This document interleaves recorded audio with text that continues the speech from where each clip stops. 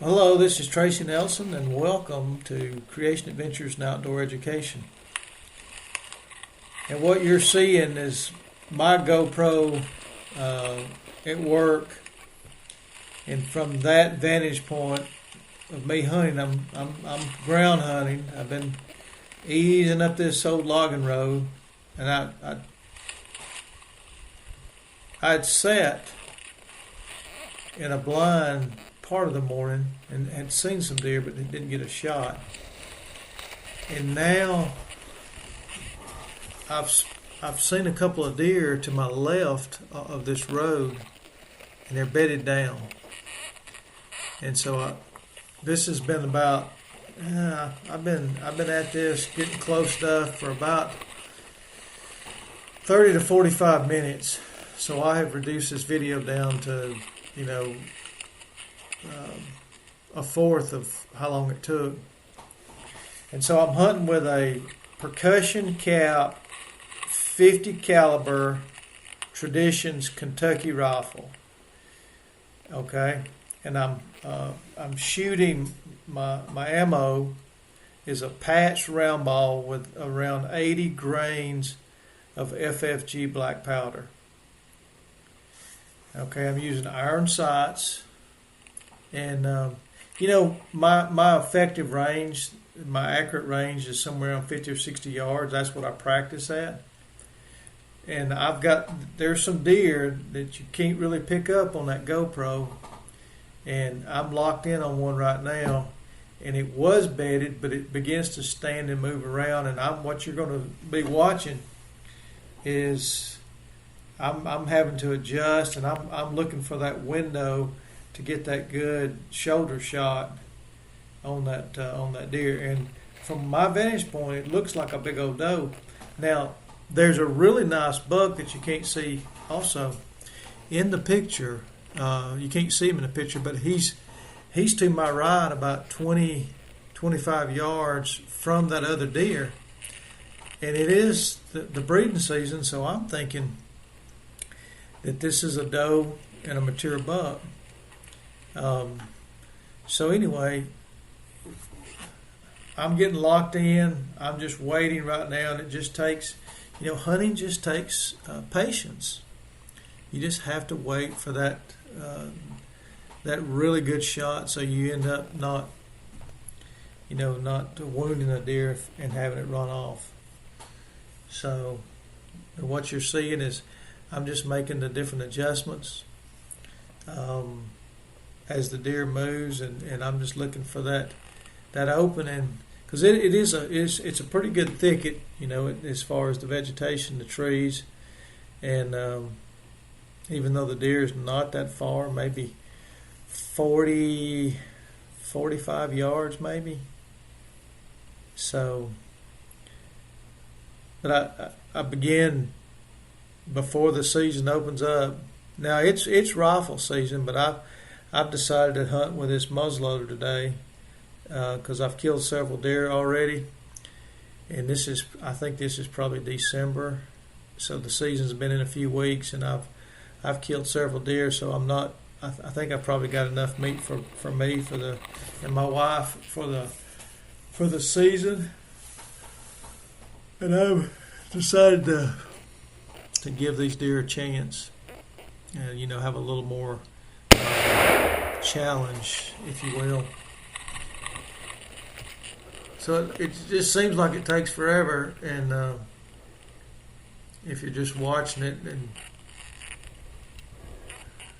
and I'm pretty excited. Even, there we go. I sent one down range. Now, I can't tell you the times that I've shot one time with that muzzleloader. You would think that everything in the woods would go missing with all that smoke and all that black powder scent, and and the noise, and then I stand up to load, and all the motion. You would think that every deer in the country would be gone, but several times as I've hunted with muzzleloaders over the year, I have doubled up on killing deer with that muzzleloader. Even making all this motion, I just put the powder in there. I carry those speed loaders. It has your powder on one end, then it has your patch and your round ball.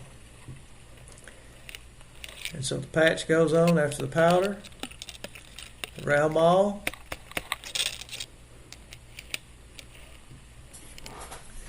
and then I use my ball starter. It pushes it about 3 inches down into the muzzle. And then I take my ramrod, ram it till it stops. So I didn't take that long. All I have to do now for it to be hot is to put a cap on it. And I've got a thing, a little speed loader cap thing that I wear. Pop me a cap on there. I'm ready. If that deer gets up, or if another deer comes by, because in Alabama, on these places that I hunt, we can kill more than one doe a day. We can kill more than one deer a day. You can kill a buck and a doe a day. But on these lands that I help to manage, we can kill multiple antlerless deer a day. So I take advantage of that, and there are times where I'll kill 2 and 3 deer in the morning. So I'm going to ease up just in case. I'm not rushing in there. I'm going to ease up there and have a look just in case this deer is still alive. Because to my right, you can't see it, but the mountain drops off. There's a big drop off, and it just, the terrain really changes. I'm on like a shelf on the side of the mountain, and if that deer, if he gets his legs up under him and he runs to my right off the side of the mountain, he'll be hard to get back up the mountain, dragging him back up. Well, as I ease up through there, I can see that the deer is still moving. And so what I'm going to do is I'm going to get in position. I'm going to get in position for another shot. And I'll take every advantage. If I need to prop like that, definitely. This time I'm going to shoot him in the head. I'm probably about 25 yards. Alright, just send another round ball down range. Pretty sure, I feel good about it. I start shooting well before the hunting season. And what I like to shoot is tennis balls from about 30, 40 yards. And if I can hit that tennis ball, I feel pretty good about shooting a white-tailed deer. So here goes the reload again. Another speed loader. Powder goes in, down the muzzle.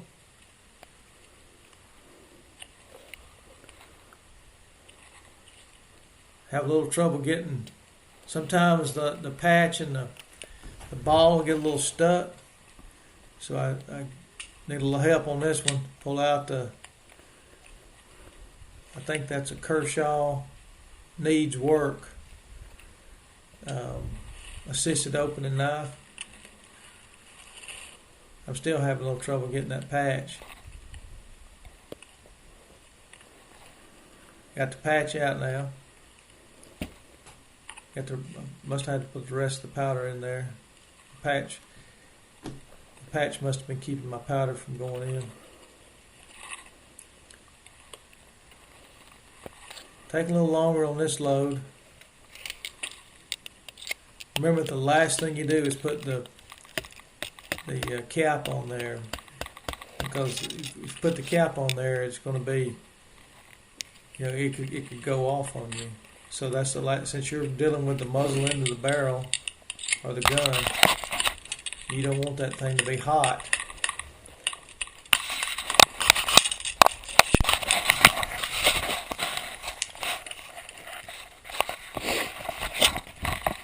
Get my ramrod back in place, get my cap on.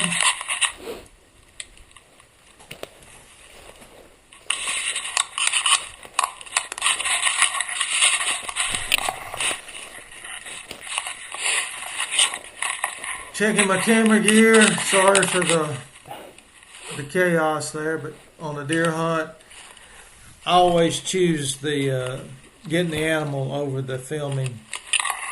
no offense, I'm not trying to be, but if I lose a video, that's one thing. I'd rather lose a video or some footage than to lose a deer. You can see the deer. That deer is dead. That second shot connected in the head, put him down for the count. So I appreciate y'all going on this hunt with me. I do get up there and find out that I've shot a little spike